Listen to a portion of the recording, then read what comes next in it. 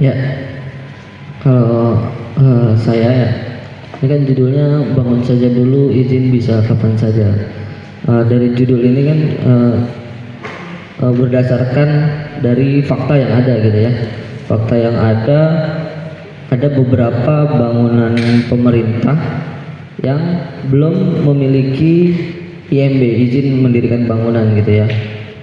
Sedangkan masyarakat gitu ya, ketika atau badan usaha ketika dia ingin mendirikan bangunan, dia dituntut untuk membuat IMB.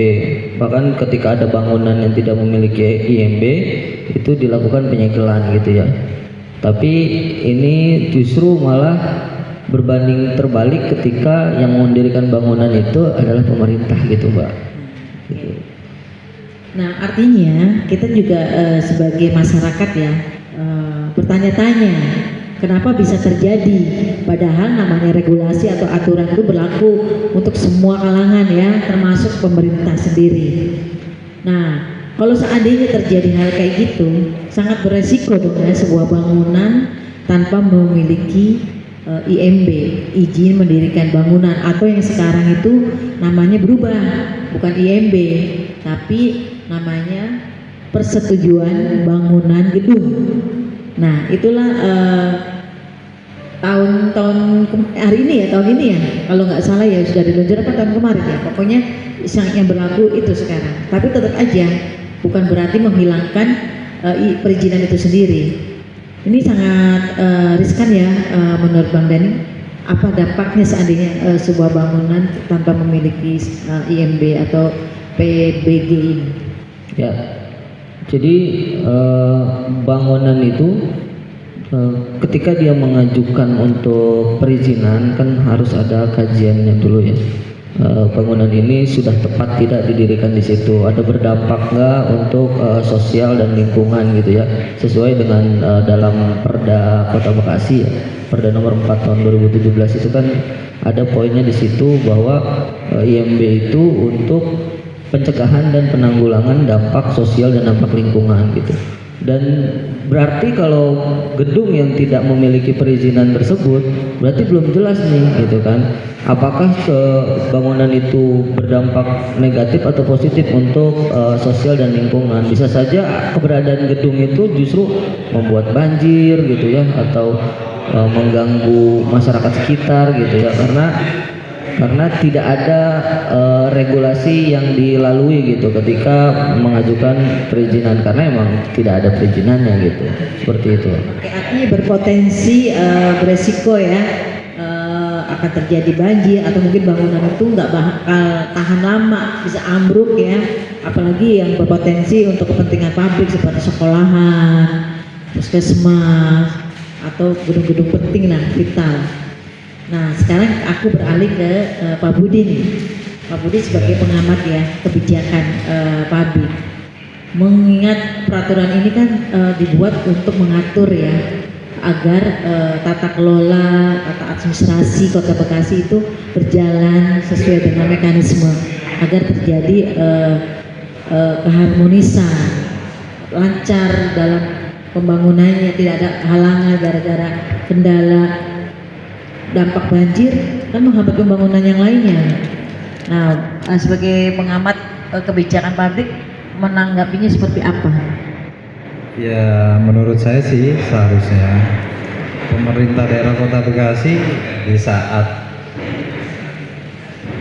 melakukan pelaksanaan pembangunan di Kota Bekasi harusnya sesuai dengan kajian teknis yang ada.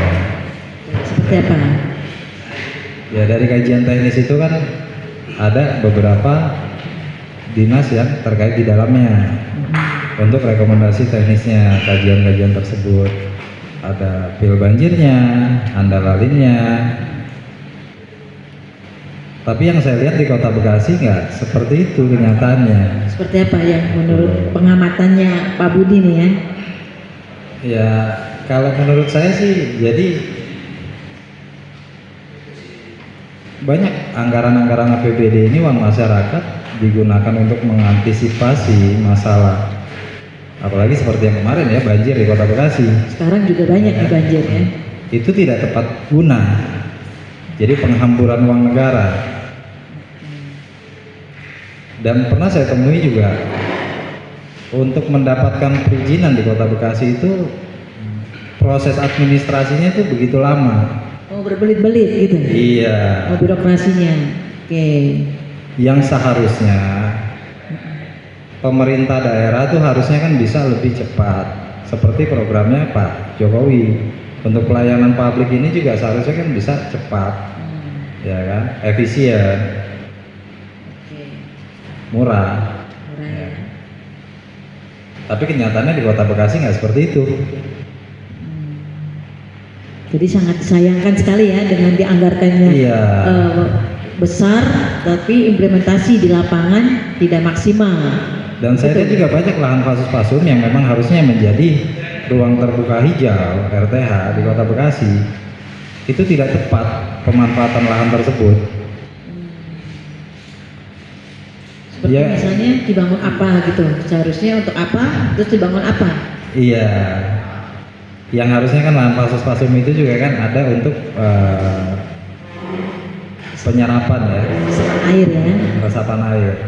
tapi untuk dibangun Ya, sebuah bangunan ya, gitu. kadang untuk bangunan, ada juga kadang untuk kepentingan. Oh, komersil gitu, dibisniskan. Komersil. Oh, seharusnya nggak boleh ya kalau fasus-fasum. Seharusnya. Oh, tapi ada juga loh fasus-fasum itu bisa dipergunakan untuk kayak dia sewa ya, kayak untuk pembangunan sekolah atau balai RW, itu kan boleh juga bang. Boleh selama administrasinya pun perjanjian kerjasama ditempuh dengan benar.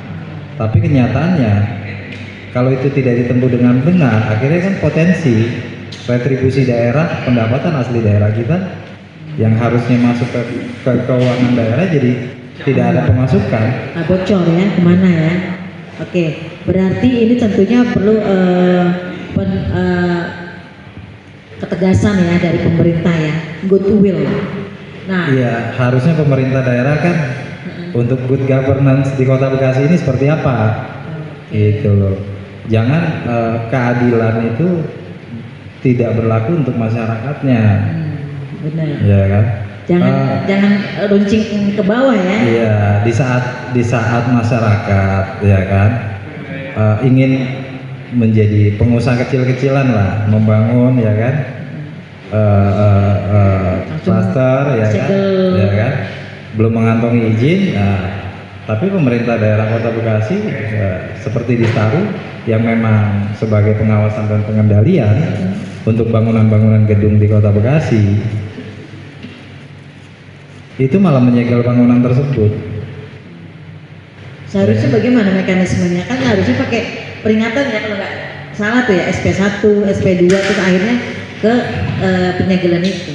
Ya tapi kenyataannya proses dari SP1, SP2, ya kan, itu dalam batas waktu berapa lama? Seharusnya bagaimana? Nah yang kami temui di lapangan kenyataannya nggak seperti itu. Kalau memang itu sudah mengantongi izin mendirikan bangunan, seharusnya papan informasi itu dipasang agar masyarakat juga publik mengetahui bahwa bangunan tersebut sudah mengantongi izin. Tapi kenyataannya kan tanpa ada papan informasi izin mendirikan bangunan, mereka bangun aja. Ya seperti judul ini, ya kan, bangun aja dulu, izin bisa kapan aja. Oke, itu juga berlaku untuk bangunan-bangunan yang iya, tambahan lagi nih, ya kan, buat masyarakat saya katakan nggak adil, ya kan, di saat membangun klaster kecil-kecilan, ya kan, pemerintah daerah bisa bersikap tegas menyegel bangunan tersebut. Tapi untuk bangunan pemerintah daerah Kota Bekasi sendiri yang dibangun menggunakan APBD-nya, ya kan, apakah itu sudah mengantongi izin? ternyata banyak ya bang ya. Ya ternyata ada beberapa yang memang belum ada izinnya. Kalau sudah diresmikan oleh kepala daerah itu bagaimana statusnya dong berarti ya? Kita pertanyakan juga ya kan statusnya ya. Gimana tuh Pak Budi? Iya, apakah itu nanti tidak menurunkan elektabilitas kepala daerah nantinya? Dan dampaknya juga kan, apa enggak membuat malu kepala daerah? Ya kan, kalau staf-stafnya juga bekerja tidak sesuai aturannya.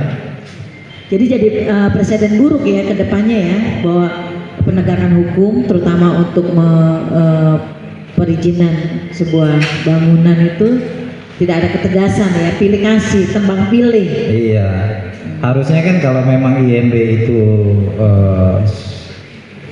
untuk membuat IMB tersebut kan ada kajian teknisnya, di mana pil banjirnya juga ya kan, dampak ke lingkungan ya kan, itu kan memang harus benar-benar dikaji dan direncanakan dengan baik, bukan asal bangun aja. Oke, memang ini patut diperhitungkan karena dampaknya itu sekarang aja banyak banjir-banjir di mana saja, sangat merugikan masyarakat tentunya itu, ya kan? Nah dari kami sendiri nih, saya dengar ada sebuah gedung sekolah ya, ternyata lahannya tuh bersengketa dengan ahli warisnya. Tapi kok kenapa bisa terbangun ya sebuah rumah, sebuah bangunan sekolah ya? Kalau sebenarnya syarat untuk pembebasan lahannya bermasalah. Bisa diceritakan Bang Dani? Ya, jadi saya menemukan bahkan dekat rumah saya gitu ya. Oh, dekat di mana, daerah mana? Di Bantar Gebang. Di Bantar Gebang itu ada beberapa SD negeri gitu ya, yang jelas di bawah dinas pendidikan itu dituntut malah, bahkan udah kalah gitu ya. SD itu udah kalah karena pemilik tanah waris itu menggugat bahwa tanah itu milik dia gitu. Nah itu kan berarti aneh gitu ya, kok bisa gitu, itu bangunan bisa berdiri tanpa adanya proses perizinan dulu gitu yang jelas. Tiba-tiba ketika berdiri akhirnya ada yang menggugat gitu. Nah ini kan jadi dulu aja status lahannya aja bermasalah. Iya, ini Ya, kan padahal itu salah satu syarat utama juga. Iya, Ya kan, syarat untuk utama. mengajukan perizinan di Kota Bekasi, IMB ini ya alas tanah haknya itu harus jelas. Iya, berarti kan tidak ada proses administrasi yang jelas gitu dalam mendirikan bangunan di Kota Bekasi ini gitu kan. Dan Sangat ini disayangkan sekali ya. Iya, dan ini riskan bisa kemana-mana gitu. Khawatirnya bangunan-bangunan pun yang sekarang sudah diresmikan PLT nanti bisa jadi kasusnya jadi hal yang sama gitu. Siapa tahu itu tanah udah milik orang lain, nanti digugat bagaimana gitu kan. Akhirnya berdampak ke proses belajar mengajar ya. Akhirnya kan sekolahnya ditutup ya. Iya, ada beberapa sekolah yang akhirnya ditutup dan ada yang kebetulan dia punya 2 gedung, akhirnya ditumpukin di gedung yang satunya gitu. Waduh, ini justru malah merusak dunia pendidikan dong ya. Akhirnya proses belajar mengajar yang seharusnya dinikmati anak didik kita jadi akhirnya terbengkalai, dirugikan dong. Ini tentunya sangat disayangkan sekali. Nah ini dipertanyakan kemana peran serta tugas tupoksi dinas-dinas terkait. Nah sebenarnya yang menyusun atau pemohon IMB atau PBG itu kalau untuk gedung pemerintahan itu usernya kan ya yang memohon itu kan yang melengkapi semua data-data administrasinya ya, bukan si dinas yang membangun kayak di Perkintan gitu. Iya. Menurut Bang Budi gimana tuh? Justru itu. Jadi ada ketidakprofesionalan dari dinas-dinas terkait dan sinergitas mereka yang harusnya mereka itu mendukung kepala daerah juga untuk program-programnya mengatasi banjir di Kota Bekasi. Salah satunya itu saya lihat yang ada OPD tersebut malah saling menyalahkan satu sama lain. Siapa yang harus melakukan permohonan administrasi IMB-nya? Gitu. Iya, padahal kenyataannya kita bisa lihat sekelas kementerian pusat aja, Kementerian Sosial, dia membangun rusunawa di komplek Depsos Kota Bekasi. Itu dia memohon IMB kepada Kota Bekasi, DPMPTSP Kota Bekasi. Memang di saat pelaksanaan teknis pembangunannya itu yang membangun dari Kementerian PUPR. Tapi karena Kementerian Sosial sebagai usernya, makanya dia mengajukan permohonan IMB-nya kepada DPPT PTSP Kota Bekasi. Nah, di kementerian saja, di pusat saja sudah melakukan hal seperti itu, tidak mau melanggar tata tertib administrasinya. Kenapa di Kota Bekasi tidak bisa melakukan hal yang sama?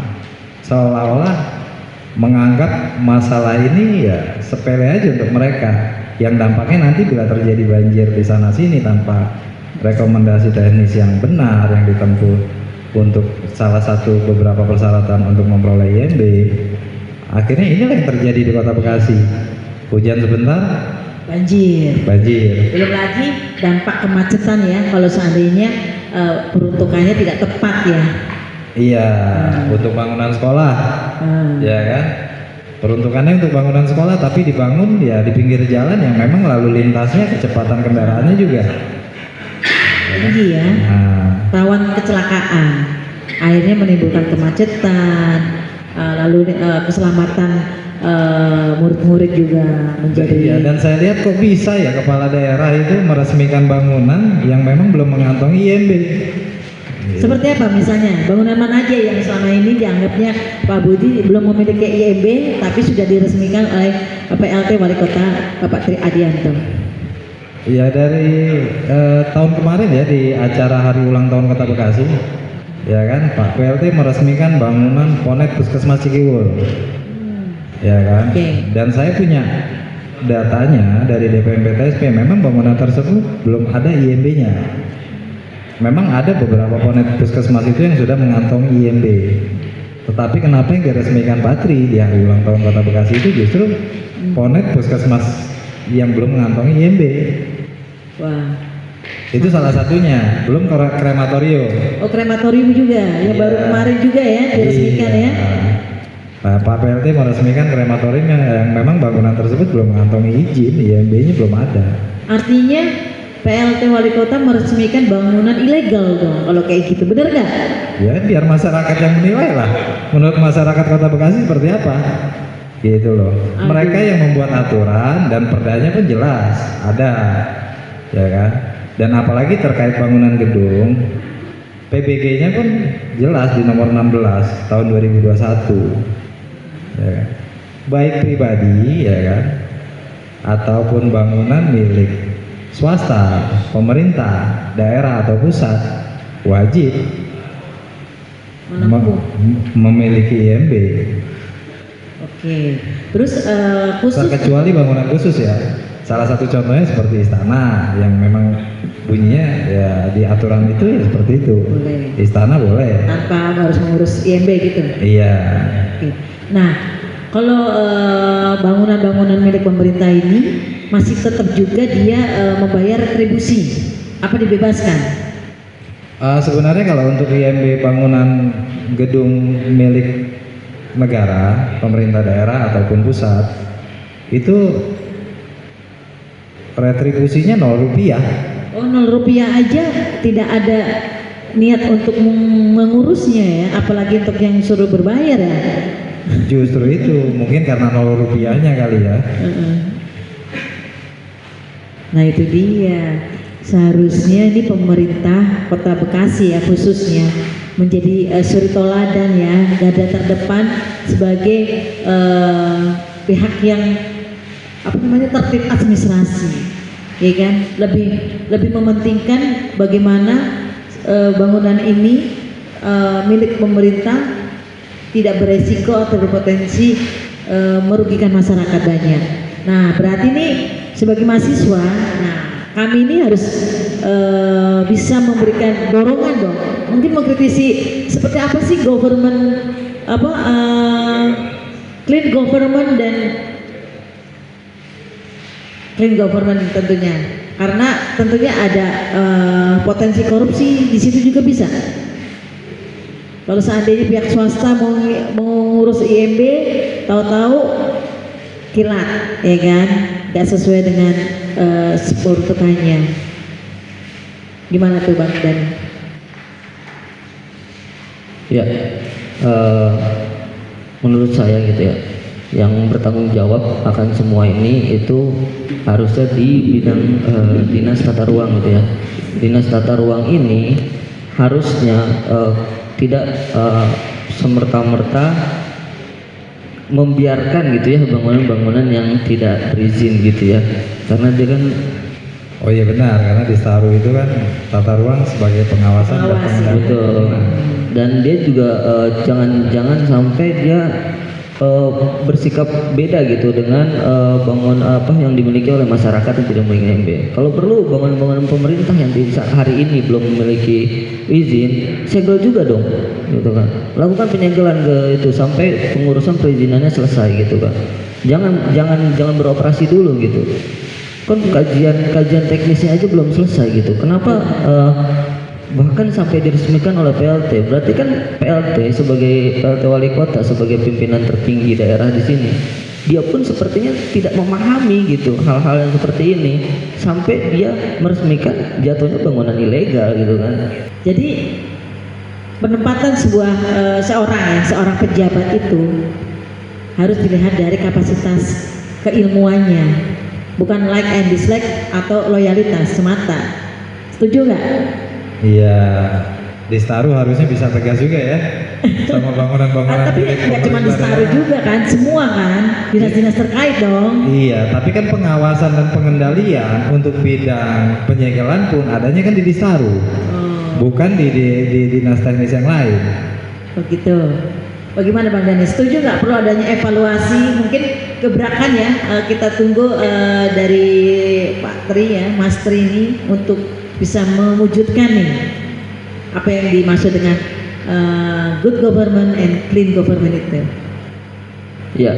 Ya, Pak Tri sebagai pimpinan tertinggi di Kota Bekasi saat ini gitu ya, memang harus melakukan evaluasi gitu ya, karena khususnya di tema ini ya, di Staru gitu ya, khususnya di Staru sendiri harus orang yang memiliki kapasitas di bidang itu gitu. Karena kalau orang itu tidak memahami bagaimana tata ruang yang baik gitu ya, bagaimana harus proses alur ketika melakukan pembangunan gitu ya, ini ya yang seperti kita lihat hari ini gitu kan, akhirnya diriin tapi tidak tahu dampaknya nanti ke depannya. Akhirnya kayak tadi ada sekolah yang di pinggir jalan yang berbahaya untuk anak-anak sekolah, ada tanah sengketa dibangun untuk pendidikan yang mengganggu pendidikan, ada bangunan yang dibangun di tanah pasos-pasum untuk penyerapan air akhirnya mengakibatkan banjir. Itu kan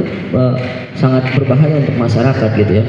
Makanya Pak Tri atau PLT wali kota di sini sebagai PLT wali kota harus melakukan evaluasi khususnya di dinas terkait. Dan untuk bangunan-bangunan yang sekiranya memang belum memiliki perizinan di Staru harus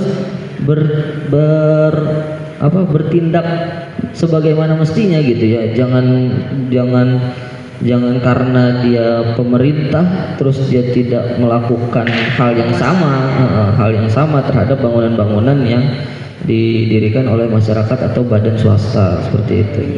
Oke, jadi kita duduk di sini diskusi ini tidak hanya memberikan sebuah kritikan, masukan, tapi juga berupaya agar ini menjadi kajian ya buat pemerintah Kota Bekasi ya, terutama untuk melakukan evaluasi lah. Seperti yang tadi Pak Budi jelaskan bahwa izin mendirikan bangunan itu tidak pandang bulu diberikan, harus diberlakukan ya, harus diberlakukan baik itu swasta, rakyat biasa atau plat merah atau milik pemerintah. Tujuannya ya keadilan, rasa keadilan, ya, kepastian hukum. Benar nggak Pak Budi? Iya, gitu loh. Setidaknya kalau kita tertib administrasi kan tidak akan ada masalah. Seperti yang tadi Bang Dani ceritakan, ya kan? Jangan sampai ada masalah yang memang akhirnya berdampak sosial luas ya. Berdampak sosial kepada masyarakat dan juga bermasalah di dalam aturan hukum yang ada. Iya. Jadi presiden buruk ya ke depannya ya. Karena pemerintah ini kan sebagai pelaksana ya. Nah, tentunya peran DPRD dong. Peran DPRD juga harus dong mengawasi dong kinerja pemerintah selama ini ya. Nah, Iya, seharusnya. sayangnya narasumber kita dari pemerintahan kota tidak hadir. Begitu juga dengan kehadiran para legislator atau wakil rakyat juga nggak hadir. Nah, saya minta pendapat nih dari rekan-rekan narasumber. Bagaimana nih pemerintah Kota Bekasi tidak hadir, meskipun Pak LT sedang sibuk atau siapapun kan seharusnya diwakilkan melalui dinas-dinas terkait, tapi mereka tidak hadir juga. Kemudian sebagai wakil rakyat DPRD juga tidak hadir. Bagaimana tanggapannya nih, Kang Bang Dani? Tentunya Bang Dani harus bisa mengkritisi nih ketidakhadiran mereka di acara diskusi ini. Ya, seharusnya harusnya mereka hadir ya, karena ini berkaitan langsung dengan masyarakat gitu ya, dan berkaitan langsung dengan peraturan daerah yang mereka buat sendiri gitu ya, mereka buat sendiri dan mereka langgar sendiri gitu kan. Kalau saya bilang melanggar perda itu sama dengan pelanggaran terhadap perundang-undangan gitu ya, gitu. Nah, mereka yang membuat dan mereka yang melanggar sendiri gitu, dan mereka sekarang tidak bisa hadir, mungkin entah apa alasannya ya. Harusnya mereka datang dan menjelaskan gitu, kenapa ini bisa terjadi gitu. Mereka kan sudah membuat regulasi aturan yang begitu panjang gitu ya, tapi pada praktiknya malah tidak dilakukan gitu, seperti itu Mbak. Jadi diskusi ini nggak cuma satu arah ya, kita Iya, bisa dua benar. arah. Jadi kita juga pengen mendengar apa sih yang menjadi permasalahan di mereka, terus pengen mendengar juga program-program apa aja yang mereka sudah lakukan ya. Tentunya ini kan buat kebaikan kita bersama. Benar nggak Bang? ini- Mungkin Pak Budi bisa tambahkan lagi Iya, kenapa? iya, harusnya Pak PLT hadir lah. Karena ini untuk kepentingan masyarakat Kota Bekasi, bukan untuk kepentingan saya pribadi. Iya. Ya kan? Ada ribuan jutaan yang akan terkena dampaknya kalau memang dibangunnya asal-asalan Benar. tanpa melalui proses regulasi yang sesuai dengan aturan-aturannya Iya. secara teknis. Oke, artinya kita sangat menyayangkan ya ketidakhadiran dari pemerintah Kota Bekasi dan para legislator kita, wakil rakyat kita, karena secara resmi kita sudah bersurat mereka untuk hadir di acara yang sangat menarik dan membantu mengedukasi masyarakat dan bisa diberikan manfaatnya. Mudah-mudahan dengan kajian hari ini kita jadi semakin memberikan suatu pencerahan ya.